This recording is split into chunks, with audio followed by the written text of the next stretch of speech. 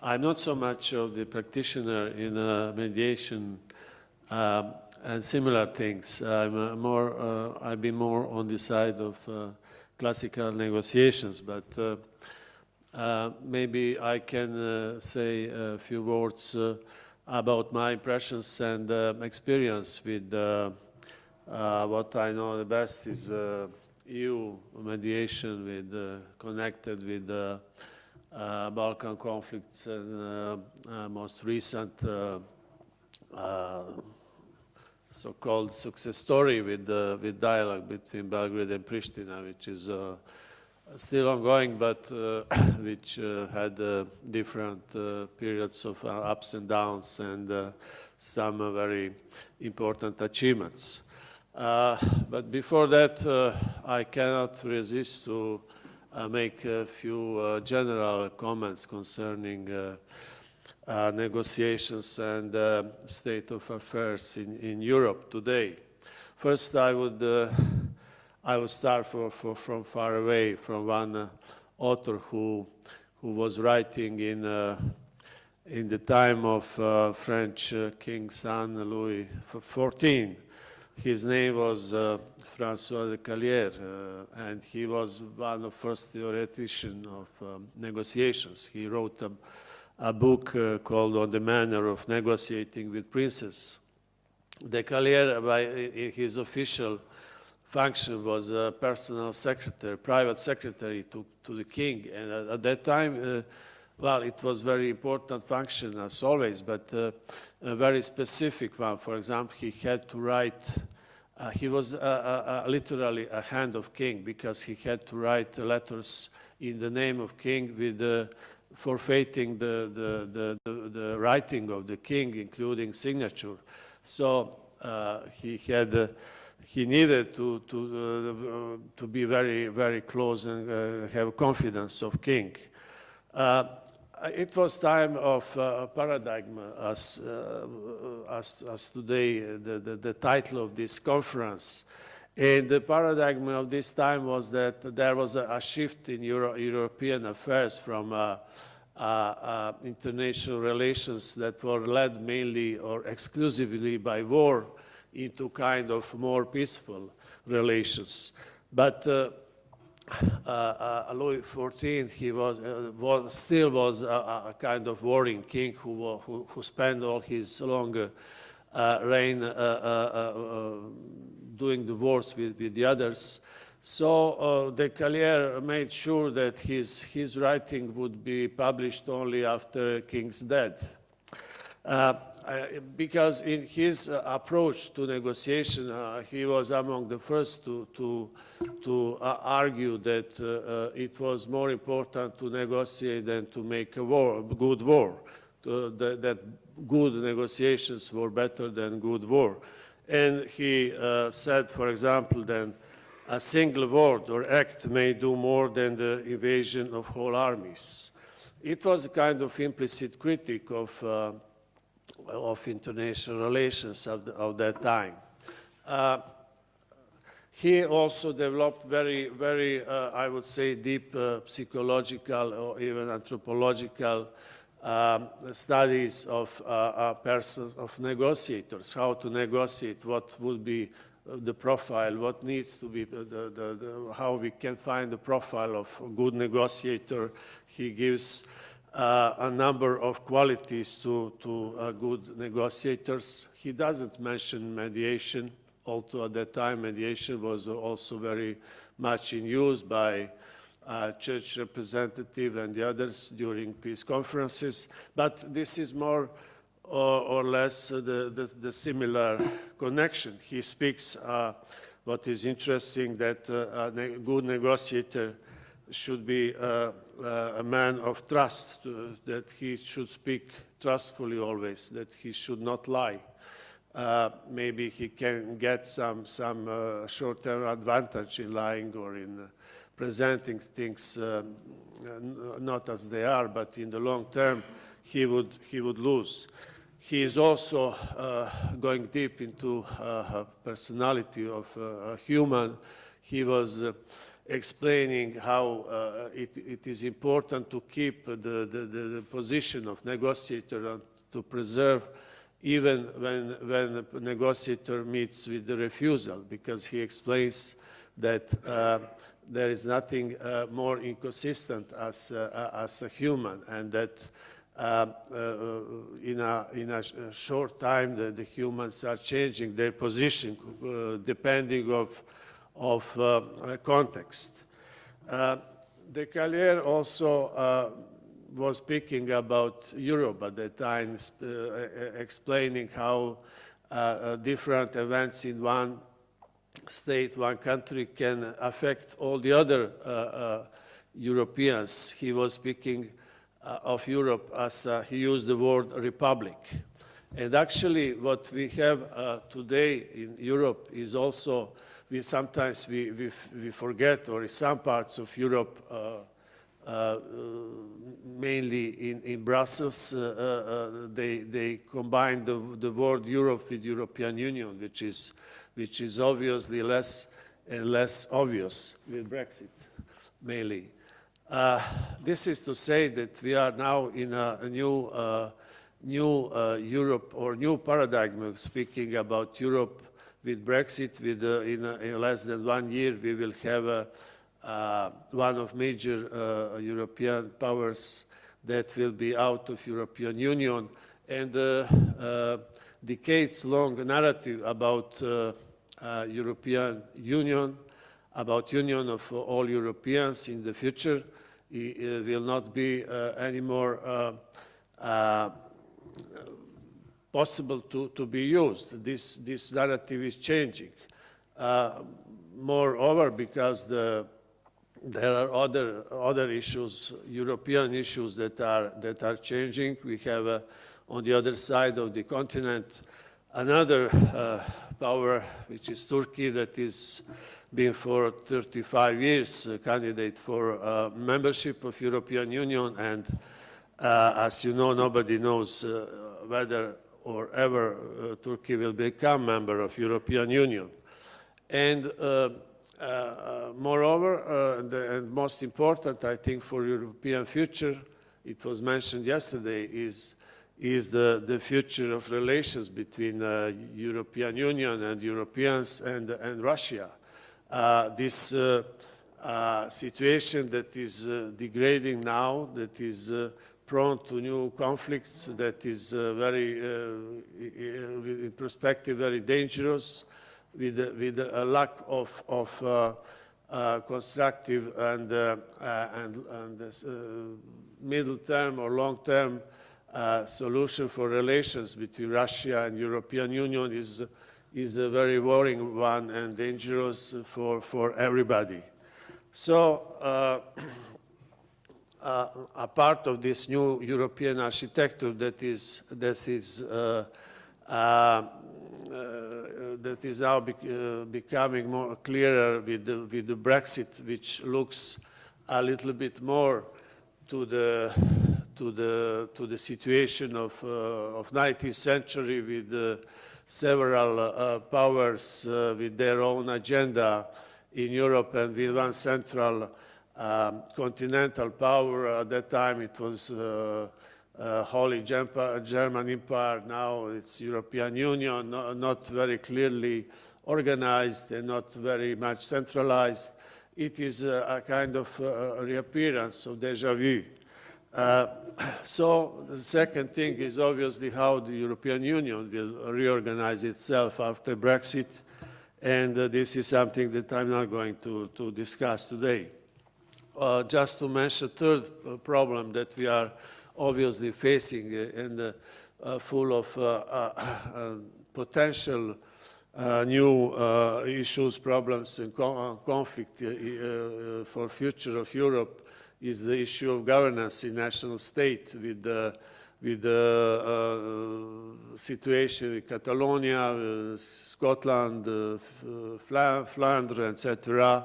The issue of region in national state is also at stake. Now, after this maybe too long introduction concerning general state of affairs in Europe, I would just I'd like to mention a few words about the European Union as a global actor in this conflict resolution. Just to mention the ambitions of European Union that have been clearly stated recently in its global strategy of 2016, in which it mentions as one of main objectives to be provider of stability, not only in and around Europe, but also in the world in general. It speaks about the global strategy, about integrated approach to conflicts, about also there is a reference to, direct reference to mediation and facilitation, and to its unique ability to mobilize both at the level of organization, its institutions, and also member states, different instruments, policies, and capacities.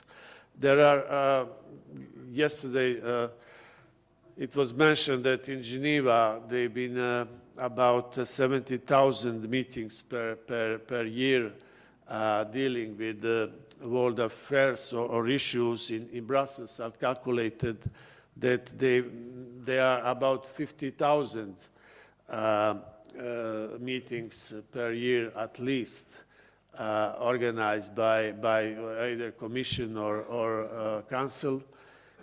But the problem is that the most of those meetings are, let's call it, inward-looking. They are dealing with the EU affairs. The member states are, for the most of time, they are occupied by their own problems and issues.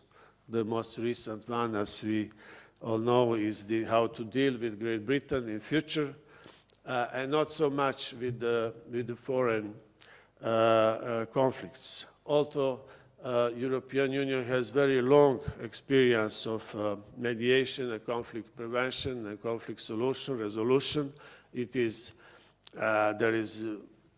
It's almost its trademark, the EU missions abroad that have a very general range of activities. It has developed remarkably in the last couple of decades with its instruments and institutions within common foreign security policy and European security and defense policy. Just to say, comment on its role in the Balkans. This actually, unfortunately for us, the former Yugoslavia was a kind of ground for exercises and for development of new policy and instruments of first European Community, then European Union. Today, we all still remember this famous sentence of '91, this is hour of Europe, when the breakup of Yugoslavia started. Sentence used by, at that time, President of Council of Ministers, the Luxembourg minister. Hour of Europe did not arrive very well at that time. You know, all the efforts of mediation that started with in '91 with the mediation, high-level mediation, with the Carrington Conference, with other ways of mediation failed. EU could realize that its soft power somehow did not function in hard cases of war. And the new start of EU mediations can be traced to this century, to the beginning of this century, with the Macedonian crisis and the Ohrid Agreement, which was good, short but successful case of international mediation in the Balkans. As Serbia is concerned, we had also some. We could witness several cases of mediation. One of them was famous Solana mediation concerning Serbia-Montenegro relations that led to the specific constitution between Serbia and Montenegro, which did not last, but it was a state union of Serbia and Montenegro. But anyhow, it was kind of transitory solution, avoiding deeper conflicts between two. Obviously, the big issue, which is still one of major, not only regional, but I would say continental and world issue, is the Kosovo case. We had also several periods of EU mediation. The most recent can be traced to the 2011, when after UN Assembly resolution on this issue, EU stepped in as a facilitator of dialogue between Serbia and between Belgrade and Pristina. Actually, this dialogue had two periods. First one was so-called technical level dialogue in 2011 and 12. The aim of dialogue was normalization of different technical issues, but every technical issues, as we know, in conflicts, especially in such a conflict as issue of status of a region, whether it is a state, would be state, would be recognized, not recognized, etc.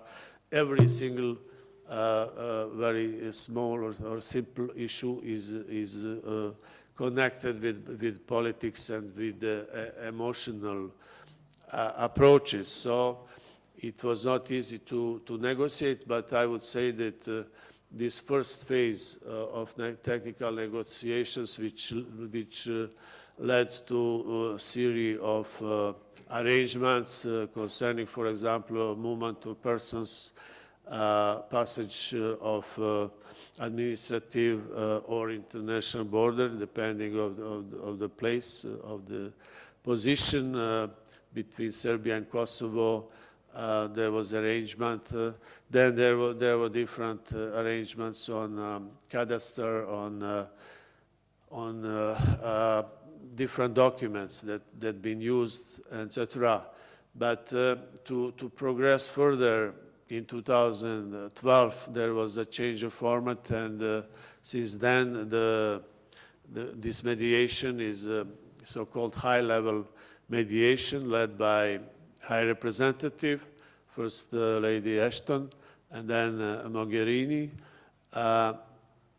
and which also led, and prime ministers were included.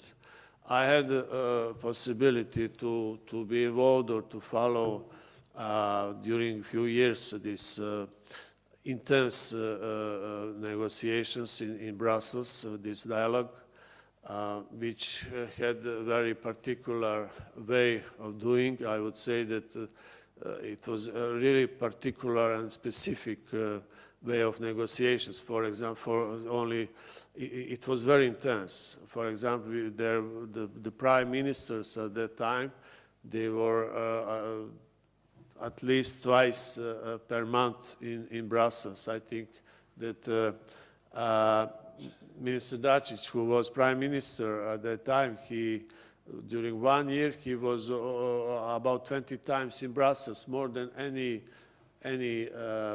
prime minister of member states, I think.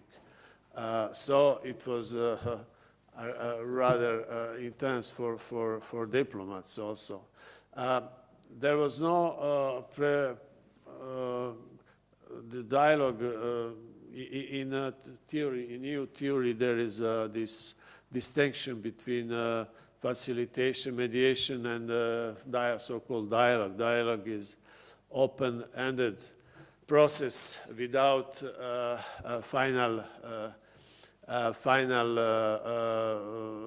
aim, which is very precise. There is still today what we call normalization of relations, or arrangement or normalization is the aim. But what would be the content is left mainly to the parties to decide. But it was a process-driven dialogue, extremely intense, as I mentioned. It had two levels. One was this political level, prime ministers, and second one, technical level. There was no agenda, actually, not even a monthly agenda for dialogue. It was connected with really with the dynamics of the process. And it was really, from our point of view, it was difficult to manage because we had constant flow of delegations coming to Brussels. Everything was concentrated in the building of external service of European Union. So everybody that was even on a local level, those who didn't speak language, for example, they were invited to Brussels to discuss. So from our point of view of logistics, it was always necessary to provide also translation and things like this. But it succeeded because I think that all means that the European Union could use from the external service, other institutions like European Commission and others, agencies that were on the ground, delegations in Belgrade and Pristina, ULEX, experts, and etc. All those means, financial also capacity of European Union, because some of undertakings were upheld with financial support. Also, there was very, I think, close communication between the main mediator, European Union, and USA, representatives who were also very much present. So dialogue led to several arrangements. First, just to mention, then maybe I will end with this for this intervention. The first one was from April 2013, so-called first arrangement on normalization, and then again the part of non-implemented part of this arrangement have been renegotiated again in 2015 with Mogherini. And this part is especially sensitive because it deals with the position of Serbian minority in Kosovo and deals with so-called community of Serbian municipalities. But I think that nothing could have been possible to achieve without also a strong combination of sticks and carrots that have been used by European Union. For Serbia, it was extremely important to start negotiations for membership. And this interconnection between dialogue on one side and the process of preparation, then opening of negotiations, etc., was the strongest part, I think, on the European Union side. As today, the case is this dialogue is also very much embedded, looking from our side, from Serbian side, into the framework of negotiations. There is a so-called famous Chapter 35 that includes a kind of control mechanism of the process of dialogue. If the dialogue is not going properly enough, or there is a kind of obstructions, etc., then whole negotiations of membership can be stopped or closed. So in general, to conclude, this was really kind of a new situation for EU mediation efforts after Lisbon Treaty. It was a very original approach, and this combination of high-level negotiations on one side and very technical, sometimes extremely technical issues, which implied also a lot of experts, was proved to be a good one. Thank you.